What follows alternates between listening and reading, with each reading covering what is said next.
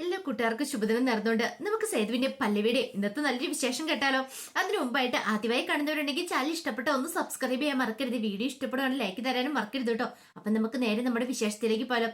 അങ്ങനെ ഇന്നത്തെ വിശേഷത്തില് പൂർണിമയുടെ അടുത്തേക്ക് സേതുവും പല്ലവിയും കൂടെ ചെല്ലുകയാണ്. പിന്നീട് പ്രതാപനെ കുറിച്ചുള്ള കാര്യങ്ങളൊക്കെ പറയണം. അവനാണ് അച്ഛനെ ഇല്ലാതാക്കിയെന്നുള്ള കാര്യമൊക്കെ സേതു പറയാ. എല്ലാം കേട്ട് കഴിഞ്ഞപ്പത്തിനും പൂർണിമയുടെ കണ്ണും നിറഞ്ഞൊഴുകി. പൂർണിമ പറഞ്ഞു, എന്നാലും അവൻ എങ്ങനെ ഇത്ര ദുഷ്ടതരം ചെയ്യാൻ തോന്നി? വേറെ ആരാണെങ്കിലും കുഴപ്പമില്ലായിരുന്നു. സ്വന്തം കൂടപ്പുറപ്പ് തന്നെ ഇത് ചെയ്തല്ലോ. അതും പെങ്ങളുടെ താലി അറുത്തു മാറ്റാനായിട്ട് അവനാണല്ലോ ആ കാര്യം ചെയ്ത്. എങ്ങനെ ഇത്രയ്ക്ക് ദുഷ്ടത്തരം ചെയ്യാനായിട്ട് അവനെ കൊണ്ട് സാധിക്കുന്നു എന്നൊക്കെ പറയണം. ഇത് കേട്ടപ്പോ പല്ലവി പറഞ്ഞു, പ്രതാപനെ പോലെയുള്ള ഒരു ദുഷ്ടന ഇത്ര വലിയ ക്രൂരതയൊക്കെ ചെയ്യാൻ സാധിക്കുള്ളൂ പൂർണ്ണമെന്ന് പറയണം. അതെ, ഞാൻ അവനെ അമിതമായിട്ട് വിശ്വസിച്ചു. അതാ ഞാൻ ചെയ്തു പോയ തെറ്റെന്ന് പറയാം. ഒരിക്കലും അവനെ വിശ്വസിക്കാൻ പാടില്ലായിരുന്നു. അവൻ ഇത്ര വലിയൊരു ചതിയൊന്നും ഞാൻ പ്രതീക്ഷിച്ചില്ല എന്ന് പറയാം. ഇത് കേട്ടപ്പോ സേതു പറഞ്ഞു, ഇനിയിപ്പോ അതിനെക്കുറിച്ചൊന്നും പറഞ്ഞിട്ട് കാര്യമില്ല. അവന് നിയമത്തിന് മുന്നിൽ കൊണ്ടിടണം. അവനിപ്പോ മുങ്ങി നടക്കുവാണ്. ആ ഡോക്ടറെ കൈ കിട്ടിയാൽ മാത്രം എന്തെങ്കിലും ചെയ്യാൻ പറ്റുള്ളൂ പൂർണ്ണമെന്ന് പറയണം. വിടില്ല സേതു, ഒരു കാരണവശാൽ അവനെ വെറുതെ വിടല്. അവനെ ഉറപ്പായിട്ടും നിയമത്തിന് മുന്നിൽ കൊണ്ടുവരണം. അവന് തക്കതായ ശിക്ഷ കൊടുക്കണമെന്ന് പറയാം. എന്റെ മാധവേട്ടൻ എന്ത് തെറ്റ് അവനോട് ചെയ്തിട്ട് അവൻ ഇങ്ങനെയൊക്കെ ഒരു ക്രൂരത എന്റെ മാധവേട്ടനോട് ചെയ്തേ. പറയുമായിരുന്നെങ്കിൽ അവൻ എത്ര രൂപ വേണേലും കൊടുക്കുമായിരുന്നല്ലോ. അതിനു വേണ്ടിയിട്ട് എന്റെ മാധവേട്ടനെ കൊല്ലേണ്ട കാര്യം ഉണ്ടായിരുന്നോ?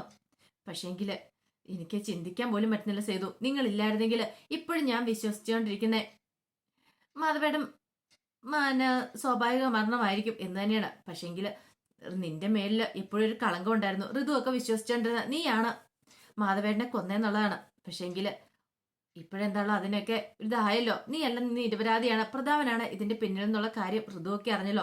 അപ്പൊ ഇനി കുഴപ്പമൊന്നുമില്ല. ഋതുവിന്റെയൊക്കെ മനസ്സ് മാറിക്കോളും. അവൾക്കൊക്കെ കാര്യങ്ങളൊക്കെ ബോധ്യപ്പെട്ടോളും. അല്ലെങ്കിലും എത്ര കാലം എന്ന് വെച്ചാൽ നിന്നോട് ഈ ദേഷ്യമൊക്കെ കാണിച്ച് അവൾക്ക് നിൽക്കാനായിട്ട് സാധിക്കുന്നേ.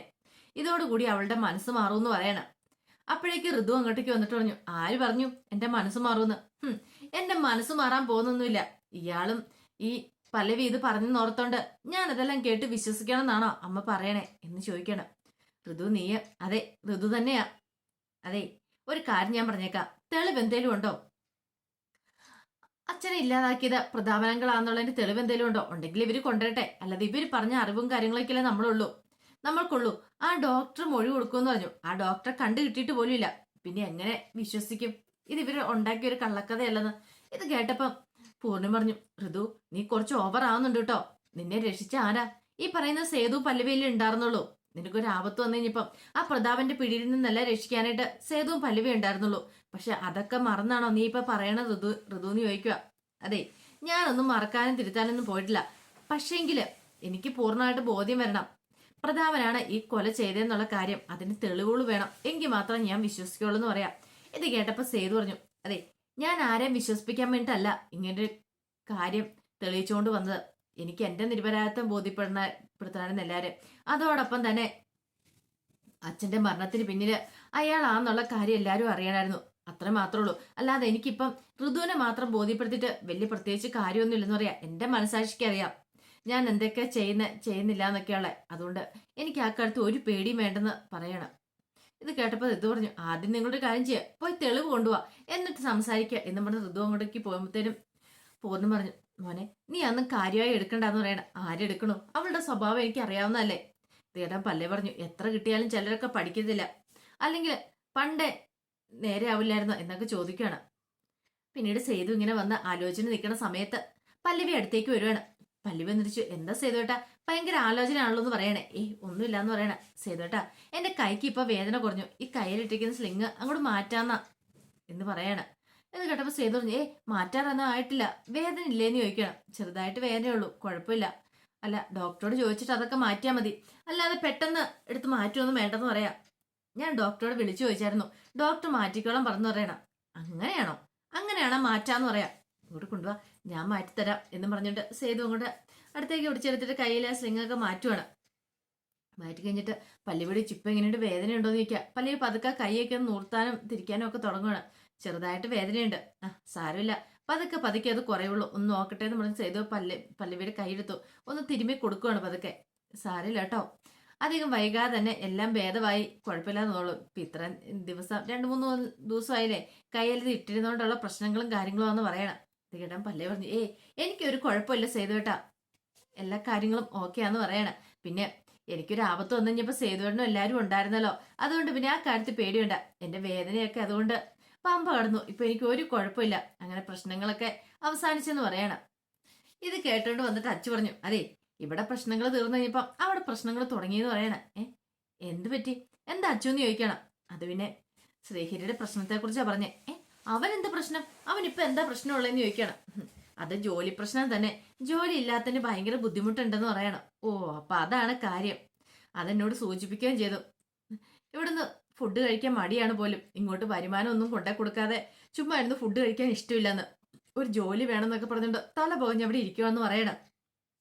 അതാണോ കാര്യം? അങ്ങനെയാണെങ്കിൽ ഒരു കാര്യം ചെയ്യാം, ബാ പല്ലവി, നമുക്ക് പോയി അവനെ നേരെയാക്കാം, അവന്റെ ജോലിയുടെ പ്രശ്നം നമുക്ക് മാറ്റിയെടുക്കാം എന്നും പറഞ്ഞിട്ട് അവരങ്ങോട്ട് മുറിയിലേക്ക് ചെല്ലുവാണ്. ചെന്ന് കഴിഞ്ഞപ്പോഴത്തേനും ശ്രീഹരി ഇങ്ങനെ ഓരോന്നൊക്കെ ആലോചിച്ചുകൊണ്ടിരിക്കുകയാണ്. ശ്രീഹരി എന്നപ്പോഴത്തേനും ശ്രീയുടെ മുഖം കടന്നല കുത്തിയോലെ ഇരിക്കുക. എന്താ ശ്രീഹരി മുഖം ഇങ്ങനെ വീർത്ത് കെട്ടിയിരിക്കണേന്ന് ചോദിക്കുക. ഒന്നുമില്ല. അതെ ഒന്നുമില്ല എന്ന് പറയണ്ട, നിന്നെ ഇത്തിരി ഉള്ളപ്പം പോലെ ഞാൻ കാണാൻ തുടങ്ങിയതല്ലേ, എന്റെ അടുത്ത് കള്ളത്തരം പറയണ്ടെന്ന് പറയും. ഇത് കേട്ടപ്പോ ശ്രീഹരി പറഞ്ഞു, ഒന്നുമില്ല സേതു കേട്ടാ, എനിക്കറിയാം നിനക്ക് ജോലി ഇല്ലാത്തതിന്റെ പ്രശ്നമല്ലേ, നീ എന്തിനാ വിഷമിക്കണേ, നമ്മ ജോലി ഉണ്ടാക്കാന്നേ. ഇത് കേട്ടതും ശ്രീഹരി പറഞ്ഞു, എനിക്ക് അങ്ങനെ വിഷമവും കാര്യങ്ങളൊന്നും ഇല്ലാന്ന് പറയണ. പല്ലവി പറഞ്ഞു, ഒരു ജോലി പോയിട്ടുണ്ട് 9 ജോലി കിട്ടുമെന്നല്ല പറയണേ, ഇഷ്ടം പോലെ ഇന്റർവ്യൂസിന്റെ കാര്യങ്ങളൊക്കെ ഈ പത്രത്തിനകത്തൊക്കെ ഡെയിലി വരാറില്ലേ, ഒഴിവുകൾ ഉണ്ടെന്നൊക്കെ പറഞ്ഞിട്ട് ആ രീതിയിലൊന്ന് പോയിക്കൂടെന്ന് ചോദിക്കണം. ഇത് കേട്ടതും ശ്രീഹരി പറഞ്ഞു, നോക്കാന്ന് പറയണ, അല്ലെങ്കിൽ ഒന്നും ഇല്ലേലും വേണ്ട, ഇനിയിപ്പോ കുഴപ്പമില്ല, ഞാൻ കൂലിപ്പണിക്ക് പോയാലും കുഴപ്പമില്ലല്ലോ എന്ന് പറയണം. അങ്ങനെയാണെങ്കിലും എനിക്കറിയാം എന്റെ കാര്യങ്ങളൊക്കെ നോക്കാണെന്ന് പറയണം. ഇത് കേട്ടപ്പം സേതുമാധവൻ ചോദിച്ചു, നീ കൂലിപ്പണിക്ക് പോകാനോ, അതിന്റെ ആവശ്യമൊക്കെ ഉണ്ടോ സേതു എന്ന് ചോദിക്കോ. അതിന്റെ ആവശ്യമൊക്കെ ഉണ്ടോ ശ്രീഹരി എന്ന് ചോദിക്കുവാണ്. അത് കേട്ടതും ശ്രീഹരി ഓഹോ, ഞാൻ കൂലിപ്പണിക്ക് പോകുന്ന പൊന്നുമടത്തിലുള്ളവർക്ക് നാണക്കേടായിരിക്കും, അതുകൊണ്ടായിരിക്കും അല്ലേന്ന് ചോദിക്കുകയാണ്. അത് കേട്ട അച്ഛൻ്റെ മുഖം അങ്ങോട്ട് മാറി. അച്ഛന് ഭയങ്കര സങ്കടമായിപ്പോയി. ഈ സമയത്ത് സേതു പറഞ്ഞു, നീ എന്തിനാ ശ്രീഹരി ഇങ്ങനെ എഴുതാപ്പുറം വായിക്കണേ, അതെ ഓരോ പണിക്കും അതിൻ്റെതായ മഹത്വം കാര്യങ്ങളുണ്ട്, കൂലിപ്പണിയാണെങ്കിലും എന്ത് പണിയാണെങ്കിലും വല്ല കളക്ടർ ഉദ്യോഗം ആണെപ്പോലും എല്ലാ ജോലിക്കും അതിൻ്റെതായ ഉത്തരവാദിത്തം കാര്യങ്ങളൊക്കെ ഉണ്ട്. എല്ലാ ജോലിയും നല്ല ജോലിയാ, അല്ലാതെ അങ്ങനെ ചീത്ത ജോലി അങ്ങനെയൊന്നും ഇല്ലാന്ന് പറയണ. പിന്നെ പൊന്നുമടത്തിൽ ഉണ്ടാക്കുന്ന നാണക്കേട് അതിനെക്കുറിച്ച് നീ പറഞ്ഞല്ലോ, ഒരു പക്ഷെ അച്ഛൻ നാളെ പുറത്തിറങ്ങി കഴിയുമ്പോൾ അച്ഛനോട് ചിലപ്പോൾ ആൾക്കാർ ചോദിക്കുമായിരിക്കും, നിന്റെ ഭർത്താവിന് എന്താ ജോലിന്ന്. അപ്പം അച്ചു പറയുമ്പം അച്ഛന് ചിലപ്പോൾ ഇച്ചിരി നാണക്കേടും കാര്യങ്ങളൊക്കെ തോന്നുമായിരിക്കും, അല്ലാതെ ഈ പറയുന്ന എനിക്കൊന്നും ഒരു നാണക്കേടും ഇല്ലെന്ന് പറയണം. പാവല്ലേടാ അച്ചു, അറിയാലോ നിനക്ക്, ഞാൻ കൂടുതൽ പറഞ്ഞു തരേണ്ട കാര്യമുണ്ടോ ശ്രീഹരിയോട് ചോദിക്കുക. ഇത് കേട്ട ശ്രീഹരി പറഞ്ഞു, എന്താണെങ്കിലും പൊന്നുമടത്തെ നാണം കെടുത്തുന്നത് ജോലി ഞാൻ വാങ്ങിക്കാനായിട്ട് പോകുന്നില്ല, എനിക്കറിയാം എന്ത് ചെയ്യണമെന്ന് എന്നും പറഞ്ഞുകൊണ്ട് ശ്രീഹരി അങ്ങോട്ടേക്ക് പോവാണ്. ആ സമയം സേതു അച്ഛനോട് പറഞ്ഞു, നിനക്ക് കിട്ടിയ ഭർത്താവ് എന്നാണെങ്കിൽ മിടുക്കന, അതുകൊണ്ടല്ലേ ഭാര്യ വീട്ടിൽ വന്നു കിടന്ന് ഭാര്യയുടെ വീട്ടുകാരുടെ ചെലവ് കഴിയാനായിട്ട് അവന് മനസ്സനുവദിക്കാത്ത, സ്വന്തമായിട്ട് എന്തെങ്കിലും ഒരു വരുമാനം ഉണ്ടാക്കി അങ്ങനെ ജീവിക്കാനായിട്ട് അവന് താല്പര്യം, അതെന്തുകൊണ്ടും നല്ല ഗുണം അച്ചു എന്ന് പറയണം എന്നും പറഞ്ഞിട്ട് സേതുവും പല്ലവിയും കൂടെ പോയപ്പോഴത്തേനും അച്ചുവിന്റെ കണ്ണൊക്കെ അറിയാൻ നിറഞ്ഞു വന്നു. പാവ ശ്രീഹരി താൻ കാരണമാണല്ലോ എന്നൊരു ചിന്ത മനസ്സിലുണ്ടാകുന്നുണ്ട്. പിന്നീട് ശ്രീഹരി ഒരു ഷോപ്പിലേക്ക് ചെല്ലുവാണ്. ഷോപ്പിലേക്ക് എന്നിട്ട് പറഞ്ഞു, സാർ ഇവിടെ ഒരു വേക്കൻസി ഉണ്ടെന്ന് അറിഞ്ഞിട്ടുണ്ടായിരുന്നു, അറിഞ്ഞിട്ട് വന്നാന്ന് പറയണം. ഓ മനസ്സിലായി, ഇങ്ങോട്ട് വാ എന്ന് പറഞ്ഞിട്ട് അകത്തേക്ക് അങ്ങോട്ട് കൂട്ടിക്കൊണ്ട് പോവാണ്. ഇവിടെയുള്ളത് സെയിൽസ് പ്രൊമോട്ടറെ ഒഴിവാന്ന് പറയണ, കാരണം ഇവിടെ വാക്കങ്കളിനും കാര്യങ്ങളൊക്കെ ഉണ്ട്, അപ്പൊ അതിനെക്കുറിച്ച് പ്രൊമോട്ട് ചെയ്യാൻ വേണ്ടിയിട്ടുള്ള സ്റ്റാഫിനെ ഞങ്ങൾ ഇവിടെ എടുക്കുന്നത് എന്ന് പറയണം. അത് കേട്ട ശ്രീഹരി പറഞ്ഞു, അതെനിക്ക് ഓക്കെ സാർ എന്ന് പറയണം. അല്ല നിങ്ങൾ ഇതിനു മുമ്പ് എവിടെയെങ്കിലും ജോലി ചെയ്തിട്ടുണ്ടോ, എക്സ്പീരിയൻസ് കാര്യങ്ങളൊക്കെ ഉണ്ടോ എന്ന് ചോദിക്കാം. അത് പിന്നെ ഞാൻ ഒരു ഇവന്റ് മാനേജ്മെന്റിന്റെ കീഴിൽ വർക്ക് ചെയ്തായിരുന്നു പറയാം. ഓ തന്നെ എവിടെയോ നല്ല കണ്ട് പരിചയം തോന്നില്ലോ എന്ന് പറയണേ. എനിക്ക് സാറിനെ കണ്ടോ ഒരു പരിചയം ഇല്ലെന്ന് പറയണം. എന്നാ ശരി ഒരു മിനിറ്റ് ഇവിടെ നിൽക്കുക, ഞാൻ ഇപ്പൊ വരാന്ന് പറഞ്ഞുകൊണ്ട് അയാൾ അകത്തേക്ക് അങ്ങോട്ട് കയറി പോവാണ്. പിന്നീട് നേരെ ഋതുവിന്റെ ഫോണിലേക്ക് വിളിക്കുന്നത്. അതിനുശേഷം ഋതുവിനോട് പറഞ്ഞു, അതെ ഇവിടെ നിങ്ങളുടെ കസിനാന്ന് തോന്നുന്നു വന്നിട്ടുണ്ടെന്ന് പറയാം ഒരാള്. കസിനോ? അതെ, പൊന്നുമടത്തിലെ അവന്തികയുടെ ഭർത്താവില്ലേ, അന്ന് ഞാൻ കല്യാണത്തിന് വന്നെന്ന് ഞാൻ കണ്ടിട്ടുണ്ടായിരുന്നു അയാൾ ഇവിടെ ജോലി അന്വേഷിച്ച് വന്നിട്ടുണ്ടെന്ന് പറയണേ. ഇത് കേട്ടത് ഋതുവിന്റെ അത്ഭുതമായിരുന്നു. ആഹാ അത് കൊള്ളാലോ, അങ്ങനെയാണെങ്കിൽ ചേട്ടൻ്റെ ഒരു കാര്യം ചെയ്യും, ഒരു കാരണവശാൽ ഈ ജോലി കൊടുക്കലെന്ന് പറയണം. ജോലി കൊടുക്കരുതോ? അതെ, എന്ത് ചെയ്യണമെന്ന് ഞാൻ പറയാം, ഞാൻ പറയുന്ന പോലെ അങ്ങോട്ട് ചെയ്താൽ മതി കാര്യങ്ങളൊക്കെ, അപ്പൊ പിന്നെ കുഴപ്പമില്ലെന്ന് പറയണം. അങ്ങനെ കാര്യങ്ങളൊക്കെ ഋതു പറഞ്ഞു കൊടുക്കുകയാണ്.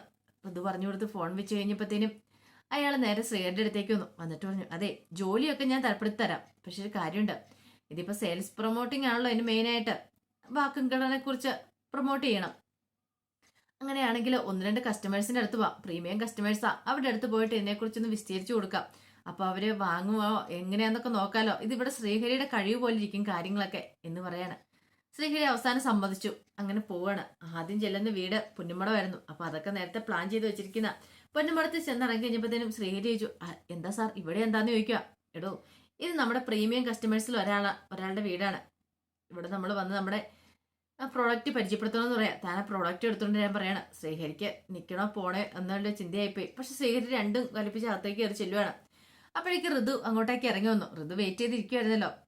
ആഹാ, എന്താ അങ്ങളെ എന്താ കാര്യം എന്ന് ചോദിക്കുക. അത് പിന്നെ ഞങ്ങളൊരു വാക്വം ക്ലീനറിന്റെ പ്രൊമോഷനായിട്ട് വന്നാണെന്ന് പറയാം. ഓഹോ, ഈ സമയം എന്ത് ചെയ്യണമെന്ന് അറിയത്തില്ലാതെ വല്ലാത്തൊരു അവസ്ഥയിൽ ശ്രീഹരി നിൽക്കുകയാണ്.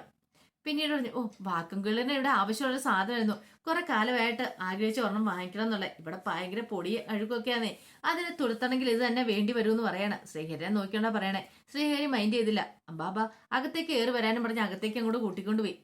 അപ്പോഴേക്കും അങ്ങോട്ടേക്ക് അച്ചു വരുവാണ്. ഈ സമയത്ത് ഋതുവിടെ നിന്നിട്ട് വിളിച്ചു, അമ്മ ഇങ്ങോട്ടേക്ക് വന്നേ, ദേ വാക്കങ്കളൂടെ പരിചയപ്പെടുത്താൻ ഒരാൾ വന്നിട്ടുണ്ടെന്ന് പറയണ. ഈ ഒച്ചപ്പാടും വേളം കേട്ട് എല്ലാരും കൂടെ അങ്ങോട്ടേക്ക് വരുക. വന്നു കഴിഞ്ഞ് നോക്കിക്കഴിഞ്ഞപ്പോ ശ്രീഹരിയാണ് നിൽക്കുന്നത്. ശ്രീഹരിനെ അങ്ങനെ കണ്ടു കഴിഞ്ഞപ്പോഴത്തേനും അച്ഛന് ഭയങ്കര സങ്കടമായിപ്പോയി. പാവം ജീവിക്കാൻ വേണ്ടിയിട്ട് കിടന്ന് പെടാപ്പാട് പടുവാണല്ലോ എന്നൊരു ചിന്ത മനസ്സിലേക്ക് വരുവാണ്. പിന്നീട് സേതു പല്ലവിയും പരസ്പരം നോക്കുകയാണ്. എങ്ങനെ ശ്രീഹരി ഇതിനകത്തേക്ക് വന്ന് പെട്ടു. ഒരു പക്ഷേങ്കിൽ പൊന്നുമരത്തിൽ ചേരുന്നൊരു ജോലി വേണമെന്ന് പറഞ്ഞുകൊണ്ടായിരിക്കും ശ്രീഹരി ഇങ്ങനെ ഈ സെയിൽസ് പ്രൊമോട്ടർ ആയിട്ടൊക്കെ കയറാന്ന് വിചാരിച്ചേ. അത് മാത്രമല്ല, എത്ര കാലം ഇങ്ങനെ ജോലിയും കൂലിയില്ലാതെ നടക്കും, ആ ഒരു ചിന്തയൊക്കെ സേതുവിന്റെ പല്ലവിയുടെ മനസ്സിലൊക്കെ ഉണ്ടാകുന്നുണ്ട്. പിന്നീട് അതിന്റെ ഓണർ പറഞ്ഞു, അതെ ഇനി ഞങ്ങളുടെ വാക്വം ക്ലീനർ പരിചയപ്പെടുത്താന്ന് പറയണം. ഞങ്ങളുടെ പുതിയ സെയിൽസ് എക്സിക്യൂട്ടീവ് ആണ് അത് പരിചയപ്പെടുത്തുന്നത് എന്നൊക്കെ പറയണം. പിന്നെ ശ്രീഹരിയോട് മെഷീൻ പരിചയപ്പെടുത്താൻ പറയണം വാക്വം ക്ലീനർ. ശ്രീഹരി ഒന്നും മിണ്ടാതെ നിൽക്കുവാണ്. അച്ഛനാകപ്പാടെ കണ്ണ് നിറഞ്ഞു വന്നു. ഇത് കേട്ടപ്പോൾ ഇത് പറഞ്ഞു, എന്താ നിങ്ങളുടെ സ്റ്റാഫ് പരിചയപ്പെടുത്തുന്നില്ലേന്ന് ചോദിക്കുക. അത് കേട്ടുകഴിഞ്ഞപ്പോൾ അയാൾ പറഞ്ഞു, ഇതേ പരിചയപ്പെടുത്തണോ എന്തിനാ പിന്നെ ഇവിടം വരെ വന്നേ, ഇങ്ങനെ താൻ നോക്കി നിൽക്കുവാണെന്ന് ചോദിക്കുകയാണ്. അവസാനം ശ്രീഹരി വാക്വം ക്ലീനറിനെ കയ്യിലെടുത്തു. എന്നിട്ട് പറഞ്ഞു, അതെ നമ്മുടെ വീട്ടിലുണ്ടാകുന്ന പൊടികളെയും കാര്യങ്ങളൊക്കെ തുരത്താൻ വേണ്ടിയിട്ട് നമുക്ക് ഏറ്റവും ഫലപ്രദമായ ഒന്നാണ് ഈ വാക്വം ക്ലീനർ എന്ന് പറയാണ്. ഇതിന്റെ പ്രത്യേകത എന്ന് പറഞ്ഞാൽ അധികം ശബ്ദവും കാര്യങ്ങളൊന്നും ഇല്ല. കാരണം ഒരു കുടുംബം ആകുമ്പോൾ കഴിയുമ്പോഴത്തേനും ഭയങ്കര ഒച്ചപ്പാടും ബഹളമായിട്ട് ശരിയാകത്തില്ലോ. അതുകൊണ്ട് ഇതിന് ശബ്ദമേ ഇല്ല. അങ്ങനെ അത് നമുക്ക് ഏറ്റവും പ്രയോജനകര ഒന്നാണ്. കാരണം വലിയ വലിയ ശബ്ദങ്ങളും കാര്യങ്ങളൊക്കെ ആണെങ്കിൽ നമുക്ക് ഭയങ്കര ബുദ്ധിമുട്ടായിരിക്കും. പക്ഷെ ഇത് അതൊന്നും ഇല്ല എന്ന് പറയണം. അങ്ങനെ അതിന്റെ ഓരോ ഫീച്ചേഴ്സും അങ്ങനെ വിശദീകരിക്കുകയാണ്. ആ സമയം ഋതു ഒട്ടും പ്രതീക്ഷ കാര്യമില്ല. കാരണം അവന് ചമ്മി തന്റെ മുന്നിൽ വന്ന് നിൽക്കും എന്നൊരു കണക്കൂട്ടലോടുകൂടിയാണ് ഋതു വരുന്നത്. പക്ഷെ ഋതുവിന്റെ എല്ലാ കണക്കൂട്ടലും പഴിക്കുവാണ്. അങ്ങനെ അവസാനം ശ്രീഹരി അവിടെ സ്റ്റാർ ആകുവാണ്. അപ്പൊ അതിന്റെ വിശേഷങ്ങളൊക്കെ കാണുന്നത്. ഇനിയിപ്പം ഉറപ്പായിട്ടും ആ ജോലിക്ക് വിടാനായിട്ട് പൂർണ്ണിമ സമ്മതിക്കില്ല. പൂർണ്ണിമ ടെക്സ്റ്റൈൽസ് തന്നെ ഒരു ജോലി കൊടുക്കുന്നുണ്ട്. അപ്പൊ അതിന്റെ വിശേഷങ്ങളൊക്കെ നമുക്ക് എല്ലാവർക്കും കാത്തിരിക്കാം കേട്ടോ. ഒരിക്കൽ കൂടി എല്ലാവർക്കും ശുഭദിനം നേർന്നുകൊണ്ട് നിർത്തുന്നു. നന്ദി.